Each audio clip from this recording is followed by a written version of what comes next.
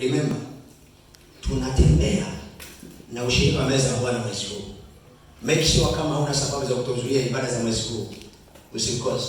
Tunatembea na ushirika wa meza ya Bwana mwezi huu. Ninakufundisha kwa dakika chache, kwa dakika kama 20 mfululizo. Chakula tunaenda kushiriki meza ya Bwana, tunaingia kwenye maombi ya nguvu. Tunakuta kufunguliwa kwa jina la Yesu. Siri iliyo ndani ya damu ya Yesu Kristo katika kufungua malango yangu. Andike siri iliyo ndani ya damu ya Yesu Kristo katika kufungua malango yangu. Siri iliyo ndani ya damu ya Yesu Kristo katika kufungua malango yangu. Jumapili iliyopita nilikwambia kwamba usitumie damu ya Yesu Kristo kama ufahamu umuhimu wa damu ya Yesu Kristo, kama hujafundishwa damu ya Yesu Kristo. Usitumie damu ya Yesu Kristo kwa mfumo wa dini, kwa mfumo wa dhehebu lako, kwa mfumo wa kule ulikotokea. Sikiliza, damu ya Yesu Kristo itakuja kubadilisha chuma maisha yako, kubadilisha yale ambayo yalikuwa ni ya zamani kwa mambo mapya. Katika jina la Yesu Kristo ninakuomba, unapochukua hizi siri zitende kazi, zitakusaidia. Kitabu cha Efeso 1:7, naomba mtumishi wa Mungu bodi ikiwezekana chapu. Wakati anatafutia hiyo andiko, naomba nikutajie siri tatu hata naenda kwenye andiko. Kwenye ulimwengu wa roho, siri namba moja. Kwenye ulimwengu wa roho, kwenye ulimwengu wa roho, damu ni kitu halisi. Siri namba moja. Ni vizuri utambue. Kwenye ulimwengu wa roho, damu ni kitu halisi. Tunaposema kwa damu ya Yesu Kristo, tunaachilia adui apigwe, anapigwa. Na adui anaiona damu kama kitu halisi, kama unavyoonekana wewe hapo. Jackie. Maana roho unapoachilia damu ya Yesu Kristo kwenye vita ya giza, unapotembea ukashuka nyuma sana, naachilia damu ya Yesu Kristo, naachilia damu ya Yesu Kristo. Kama kwenye nyumba kuna mchawi, kuna mganga apigwe. Damu ya Yesu Kristo ni kitu halisi. Sema mimi na kama umekamata hiyo. Sasa ili ujue ni kitu halisi, lazima ufundishwe namna damu ya Yesu Kristo inavyotenda kazi. Ndio maana nimekuja kukupa hizi siri. Namba 2, damu ya Yesu ni ishara ya ukombozi na uhuru kutoka kwenye matokeo, kutoka kwenye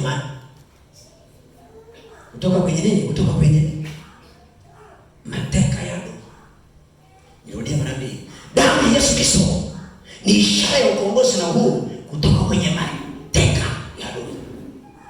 Adui anapoteka vitu vyako, adui anapoteka kibali, adui anapoteka kazi, adui anapokamata nafsi, adui anapokamata chochote anachokikamata, unapopeleka damu ya Yesu, unapotuma damu ya Yesu, unapeleka mateka. Maana unaituma damu ipigane. Yesu anaenda mwenyewe. Maana Biblia inasema mahali palipo na damu, tuma damu ya Yesu Kristo. Namba 3, damu ya Yesu Kristo hufuta mashtaka, hatia, uovu na makosa ya kila mwana wa Mungu. Nirudie mara mbili. Atakuwa ananisomea ile andiko. Damu ya Yesu Kristo hufuta mashtaka. Kumbuka neno mashtaka, kama ulishtakiwa na adui. Hatia za dhambi. Yale makovu niliyokuwa nasema, damu ya Yesu Kristo inafuta hatia, uovu, makosa ya kila mwana wa Mungu. Ya kila mwana wa Mungu. Anasema na wale watakatifu, na wale walioko makanisani, na wale wana wa Mungu, na wale waliotarajia kwaje kwenda kurithi uzima wa milele, wazidi, waendelee, wazidi kujitakasa. Maana damu ya Yesu Kristo inafuta hatia, inafuta makosa, inafuta dhambi. Kila unapotenda dhambi, wewe kimbia ndani ya damu ya Yesu, na unajiosha, na kujitakasa na damu ya Yesu, na damu ya Yesu kama inaondolewa. Soma hicho. Waraka wa Paulo mtume kwa Waefeso 1:7, Biblia inasema katika yeye huyo kwa damu yake tunao ukombozi. Anasema katika yeye huyo Yesu Kristo tunao ukombozi wetu. Masamaha ya dhambi, sawa na wingi wa neema yake. Sawa na wingi wa neema. Hebu sema katika yeye huyo. Bwana kanisa rudi hapo hivi mama. Hiyo fahamu yake ipo kama na Kristo. Sema katika yeye huyo. Ninao msamaha wa dhambi kwa ukombozi wake Yesu Kristo na kumwaga damu yake pale msalabani. Sema mimi Vedasto nilikombolewa. Mimi Vedasto nilikombolewa. Sema tena mimi Vedasto nilikombolewa. Sema tena mimi Vedasto nilikombolewa. Mimi sio shtaka tena. Nilishakombolewa na nimepokea msamaha wa dhambi. Sema nimepokea msamaha wa dhambi kwa damu ya mwana kondoo. Sema amen. Nitakupa kitabu cha Waebrania hiyo Efeso 2:13. Nakupa siri namba 3 au 4. Kila ushiriki meza ya Bwana ni kufanya vita na adui. Na maana nimesema kila kushiriki meza ya Bwana unafanya vita na adui. Kila kushiriki meza ya Bwana kikamilifu, unavyoelewa, unavyofahamu, unavyotembea, ni kufanya vita na adui. Maana adui moja pigwa aliyokutana nao ni vile damu ya Yesu ilipomwagia msalabani.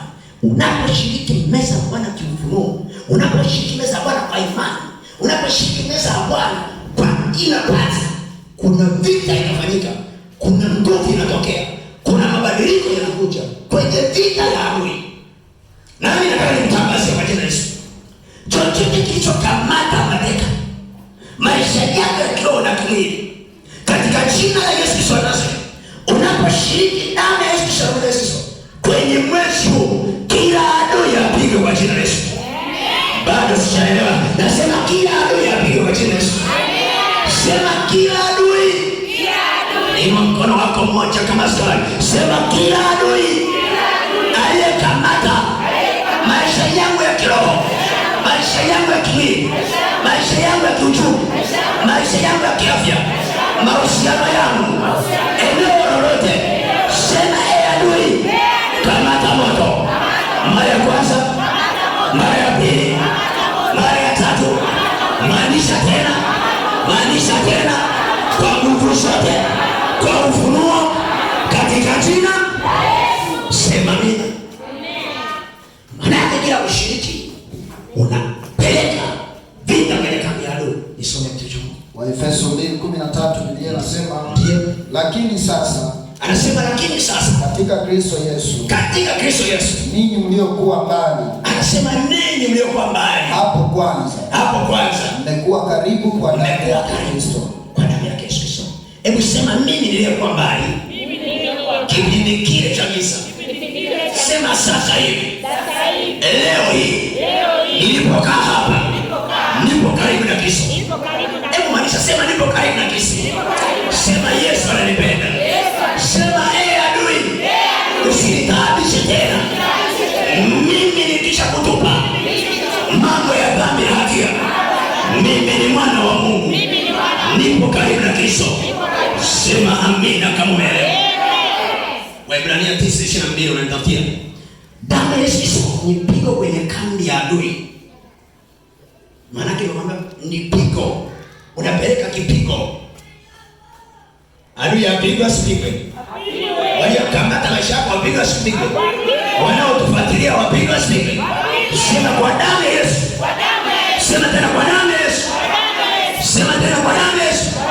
Napeleka pigo kwa kila adui katika jina la Yesu. Sema amen. Damu ya Yesu Kristo imebeba mema, hivyo imebeba mamlaka ya mema. Naomba nirudie. Damu ya Yesu Kristo imebeba mema, hivyo imebeba mamlaka ya mema. Damu ya Yesu Kristo imebeba mema, hivyo imebeba mamlaka ya mema. Damu ya Yesu Kristo imebeba mema, imebeba mamlaka ya mema. Aliyenielewa aseme amen. Damu ya Yesu Kristo imebeba mema, hivyo imebeba mamlaka ya mema. Kila jambo unalotaka liko ndani ya damu ya Yesu Kristo. Imebeba mamlaka ya uwezo, imebeba mamlaka ya kukutoa, imebeba mamlaka ya kibali, imebeba mamlaka ya ndoa, imebeba mamlaka ya furaha, imebeba mamlaka ya kicheko, imebeba mamlaka ya nguvu, imebeba mamlaka ya kukupa unachotaka. Sema chochote unachokitaka kinavuje ndani ya damu ya Yesu Kristo. Sema amina kama kwenye ibada.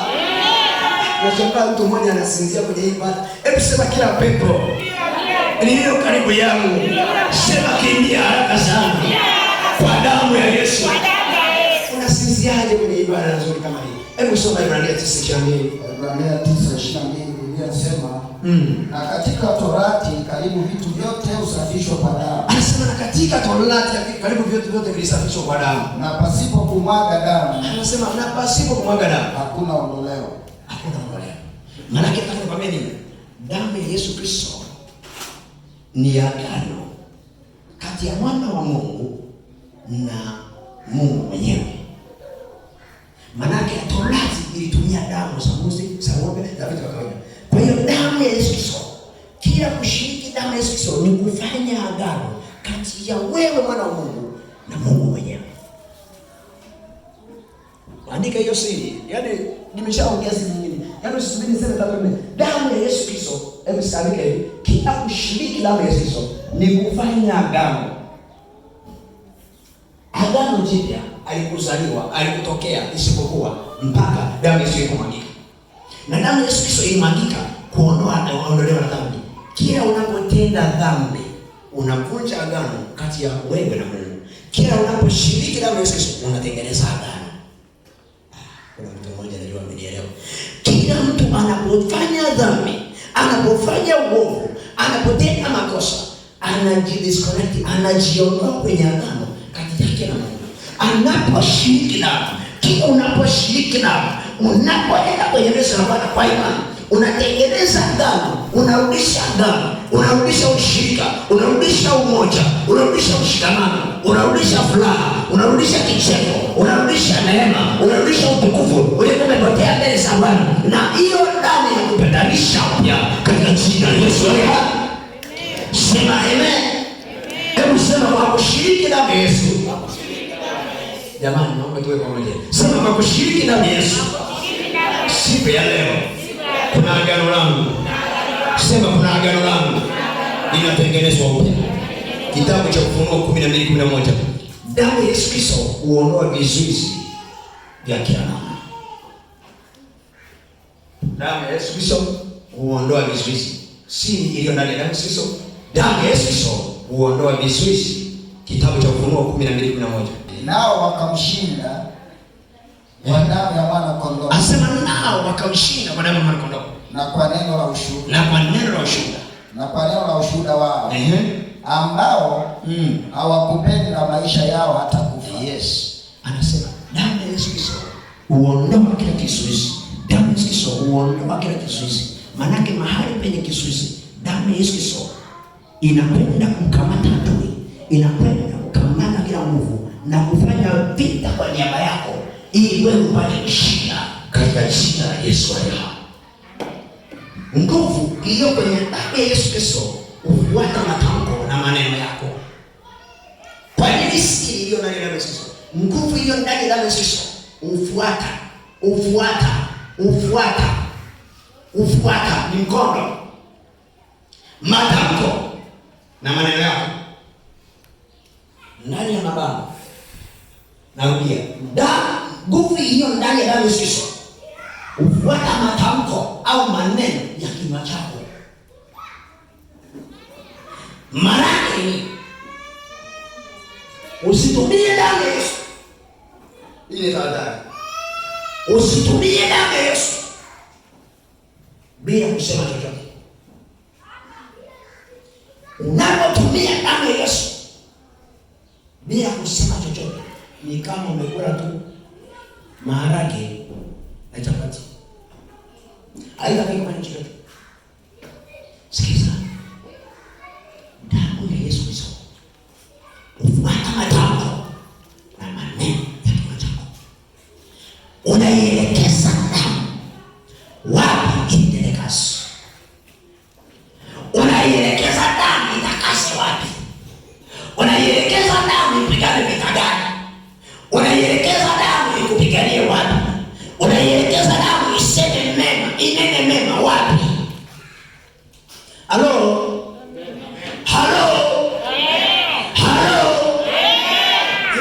Kwa damu ya Yesu Kristo. Chochote kitakachotamka leo kiende kwa katika jina la Yesu. Sikiliza mtu wa Mungu. Damu ya Yesu Kristo ni kitu halisi. Unapoipeleka damu mahali ukaiweka, usiweke niamini hivyo. Damu inakupeleka kwenye vidole vya tumbo. Damu inakupeleka kwenye ile nguvu ya giza ya mandoto mabaya yanayonisumbua. Damu ya Yesu Kristo ninaipeleka kwenye malango yangu ya mema. Damu ya Yesu Kristo ninaituma kazini, tena kwenye kiti changu. Kila adui anapokuja kufanya vita, ataikuta damu iko pale. Damu inanena, damu inasema, damu inazungumza, damu inakulinda, damu inaprotect kile ambacho umekinena, umekisema, umekitamka kwa ajili kifanye kazi pale. Haleluya. Usikie damu ya Yesu ndakunena. Tulipokuwa kwenye dini nakumbuka ilikuwa wimbo mmoja. Mchungaji basi nilisahau, siku nyingine tukija kushiriki wiki ijayo nikumbushe. Nataka aje ile ule basi. Damu ilipomwagika tukawe kwa huru. Maana ilipomwagika ile damu ilienda tena katika kusimu. Na ndio maana ukisoma ile Biblia ekao pasia na ekao ikapasuka. Kwa nini ilipasuka? Kwa sababu damu Yesu ilielekeza kwenye mamlaka ya shetani ile aliyoiuza Adamu wa kwanza ya umilele wetu. Alipoiuza damu Yesu akasema nakuja kukomboa kilichopotea, akamnyang'anya funguo za mamlaka, akakabidhi funguo. Jamaa, sijajua damu Yesu leo unataka kuielekeza wapi, lakini ielekeze damu, ielekeze damu, na tena ielekeze damu. Amen. Na tena ielekeze damu. Amen. Na tena ielekeze damu. Amen. Wewe kusikia shuhuda mbili wakati anajifunza haya habari ya damu. Anasema kijana mmoja alikuwa anakaa kwenye nyumba ya kupanga. Anasema kila siku ndo anasumbulia na siafu, anasumbulia na viroboto mende kunguni. Anasema nimeweka dawa ili nikataa kusikia. Anasema nikasikia habari ya ufundisho kuhusu damu ya Yesu. Sema nikaichukua damu, nikaibeba damu, nikaikamata damu, nikachukua damu, nikaiamini damu. Nikasema itaishi hii nyumba ninapanga. Ni kweli hata kama mimi ni mpangaji, lakini naichukua hii damu kwa imani na isungushia hii nyumba. Anasema kaka, alipomwaga ile damu, kwa asubuhi akakuta mende kunguni wote wamekufa kama beseni zima kwenye ile damu. Kwa sababu alielekeza damu kwenye bende kwenye kitu. Usitumie damu. Narudia, usitumie damu bila kwenda direct. Unaelekeza damu ya Yesu, unaelekeza damu ya Yesu ifanye nini, itengeneze nini, mema gani katika mambo yako. Yesu Kristo asifiwe. Jumapili ninakufundisha somo linasema kibali, namna unavyoweza kuituma damu ya Yesu Afrika direct kwenye kibali. Nimebakisha kwa chache. Ulimwengu wa nuru na giza utambua damu. Ulimwengu wa nuru na giza unatambua damu. Sio point, ila ni kama nini. Ulimwengu wa nuru na giza wote unatambua damu. Sikiliza. Agano kuu la ulimwengu wa giza, agano kuu la ulimwengu wa nuru ni damu. Ukiona mtu amefika kwenye kafara ya level ya damu, achana hizi fedha. Anaweza kawa anatoa sadaka za fedha, sadaka za mazao, sadaka za vitu, sadaka za nguo. Ukiona mtu amefika kwenye level ya damu, hasa kwenye damu ya mtu, niko kwenye level ya juu sana. Ulimwengu wa giza, madhabahu ya giza inatambua damu. Madhabahu ya Mungu inatambua damu, ambayo ni damu ya Yesu. Nimekwambia hakuna agano. Kuna yale maagano madogo. Mungu alikuwa anamwambia Ibrahim, nenda mpaka nchi kuelekeza alipotia kaenda. Lakini ilipofika agano kuu kati ya Ibrahim alisema nitakuita baba wa imani, ndio saa aliposema mchukue mwanao pekee umpendaye Isaka ukamtoe kwenye ile madhabahu itakao kuelekeza. Ibrahim alipombeba, Ibrahim alipomwona moyoni mwake akampeleka, ndio kama agano likatekelezwa. Kila agano kuu limebeba damu. Kila agano kuu limebeba damu. Usimwone tajiri yuko pale. Eti tajiri, mwangalie vizuri. Kuna vitu, hata siri za kupata utajiri, sio siri za kupata utajiri. Watuambie kilichojificha nyuma ya utajiri. Ndicho anachosema huko vya madhabahu. Hakuna nguvu yoyote ya madhabahu isiyobeba damu. Anakudanganya mtu. Hakuna nguvu hiyo kwenye madhabahu. Hata hivi nimesimama hapa, ninalindwa na uchawi, ninalindwa na mashehe, ninalindwa na majini, ninalindwa na nguvu because of the blood of Jesus. If you know a blood, nisingekuwa mwalimu. Unakaaje hata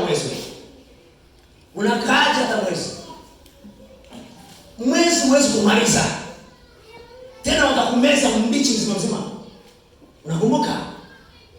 Musa mara ya kwanza akaingia kwa furaha akasema uachie wana wa Israeli. Akasema Akasema nimekuaje? Akasema Biblia inasema Musa alipotenda muujiza, akachukua fimbo akatuma chini kama nyoka. Akasema Farao, ambe wewe kwenye Musa unajidanganya. Baada kutengeneza nyoka sisi tulishakuwa tunazo kwa zamani kwa hiyo wamema. Akaenda kwa chama. Nao kutengeneza nyoka. Angalia kitu tofautisha. Nyoka wa Musa wameza wale nyoka, lakini walikuwa na uwezo kutengeneza nyoka. Akaenda akatengeneza vyo naye akaleta vyo. Sasa ndio kutoka. Mpaka mapigo 9. Yaani ngome inashindana. Yaani nipige sikiliza. Acha kujidanganya kwamba watu waganga watengeneze miujiza, wala miujiza ile ni fake. Sikiliza. Wakatengeneza miujiza 9. Yote kama Mungu akachungulia akasema hii ngoma. Akasema nimebaki pigo baya moja tu. Nitakalo nifanya katika nchi ya Misri. Akasema na kila nyumba itafiwa mzaliwa wake wa kwanza. Na hilo pigo litakuwa ni pigo la damu. Akasema na mtakachokifanya nyie chinjeni mnyama. Akasema yule mnyama mtakamchinja. Akasema ile damu italipiza damu. Ilipomwaga damu ikapiga damu. Yaani saa ambayo wanataka wakuue wataua mtu. Saa ambayo mtu anasema lazima kisikiza. Kabla mtu hajapandishwa cheo cha kikuhani wa kichawi, alishapiga watoto wake. Tunamjua pale. Alishapiga. Anasema ili nipandishwe niwe na level ya kupita kwenye ukuta cha. Sio rahisi. Alishatoa kafara ya mtoto wake. Kama ameweza kutoa kafara ya mtoto wake, ameshaimwaga damu ya mtoto wake, ameshaimwaga damu ya mume wake, ameshaimwaga damu ya mkewe, ameshamwaga damu ya shangazi na mjomba. Unafikiri kuua wewe si kuangalia tu, akikuangalia. Unamsikia mzazi magari tu. Anaambia yeye damu yake alikuwa na uchawi akikuangalia haupo. Umepata uchawi wa kuangalia tu. Wale wa hapa mwalimu nilikuwa nafuatilia bibi fulani waliniambia kuna alikuwa mchawi mmoja pale juu ndawapili. Anasema alikuwa akipita tu asubuhi. Anaanzia kule anapita anashuka hapa kwenye hii barabara. Anasema leo kuna mtu anaondoka Mulindi. Kipindi hicho Mungu alikuwa anamtengeneza. Ningekuwa nilitengeneza ningenyosha. Kuna mtu anaondoka. Unakwenda anaondoka. Wewe ni komkete. Sikiliza. Alienda kukatisha kwenye anga fulani mahali. Akakuta waombaji. Akapiga chini. Kule alirudi akakaa utatu. Alikutana na damu, ikapigana na damu yenye nguvu ikashinda. Sikiliza. Hakuna basi bwana. Mimi ndio kutengeneza tuandani wako tudogo tu sadaka za 200, 300, 400. Mama Grace ngana wewe. Katika jina la Yesu Kristo, tengeneza agano. Create covenant. Na nyinyi ambao mnataka kutafuta pesa kama kina Kimati hapa. Mzee, jiandae. Ukitaka hii pesa hii hizi 2,000, 3,000, 5,000, 10,000 pesa money, unataka kuingia kwenye ulimwengu wa pesa, jiandae. Sio tu eti nataka pesa utamke damu kwa damu Yesu nipate pesa. Sio kwa damu ya Yesu Kristo. Ile damu inaambatana na kitu nyuma yake. Hapo sasa kuna mtu kishamsema. Damu ya Yesu Kristo ni sauti kuu kwenye ulimwengu wa roho. Kwa nini damu? Kwa sababu ni sauti kuu kwenye Mungu wako. Andika hiyo siri. Utaenda kufundisha watoto wako na wajukuu kama unataka kujifundisha wewe. Nirudie. Damu ya Yesu Kristo ni sauti kuu kwenye Mungu wako. Damu ya Yesu Kristo ni sauti kuu kwenye Mungu wako. Kila agano hufanyika upya na kuishwa kwa damu. Imani iliyo juu ya damu iliyo chini ni ile inayoambatana na damu. Mwisho. Imani iliyo juu ni ile inayoambatana na damu ya Yesu Kristo. Imani iliyo juu, achana sadaka hizo uchwala. Achana maombi yako ya kutupigia kelele. Achana sifa za kucheza ambapo unatoka jasho ukimaliza unaenda kuoga. Unatuma na kikwapa hapa. Damu ya Yesu Kristo. Sauti yako isikike kwenye Mungu wako. Agano lililokuwa rohoni ni damu. Imani, anasema imani pasipo matendo imekufa. Imani ili sauti ya Ibrahimu leo aitwa baba wa imani. Agano la Ibrahimu Agano la Isaka, agano la Yakobo ilichunguza sana, iliambatana na damu. Imani yoyote, imani yoyote, imani yoyote, imani yoyote, sikia hiyo, imani yoyote iliyo kuu, imani yenye matokeo, imani yenye mdhihirisho, imani yenye mabadiliko, imani yenye kusababisha matokeo makubwa rohoni, ambayo ukiona sema anayo imani imeambatana na damu. Anayo imani aonyeshe matendo imeambatana na damu. Pasipo damu ya Yesu Kristo, pasipo damu ya kafara sababu, hawana sauti hao wanasikia. Hawana sauti baada la. Nasema na kule kuomba kwa imani ulikoambatana na damu, kutamkomboa mtu yule, kutamwokoa mtu yule, kutambadilisha mtu yule. Aliye na imani iliyo kuu aseme amen kwenye ibada ya leo. Amen. Hebu sema kwa damu ya Yesu. Kwa damu ya Yesu. Sema tena kwa damu ya Yesu. Na iunganisha imani yangu na damu ya Yesu. Funika labda yako. Nishamaliza somo. Nataka nikuongoze maombi ya mchana. Sema maombi ya mchana. Kama tulivyokuwa na siku. Nataka tufanye maombi ya mchana kwa dakika kama 10. Simama kwa miguu yako. Anataka maombi ya mchana. Kama huna sababu ya kutokusimama, usimame. Lakini inawezekana nisione mtoto amelala pale, mtoto leo sitaki habari kuwekea watu.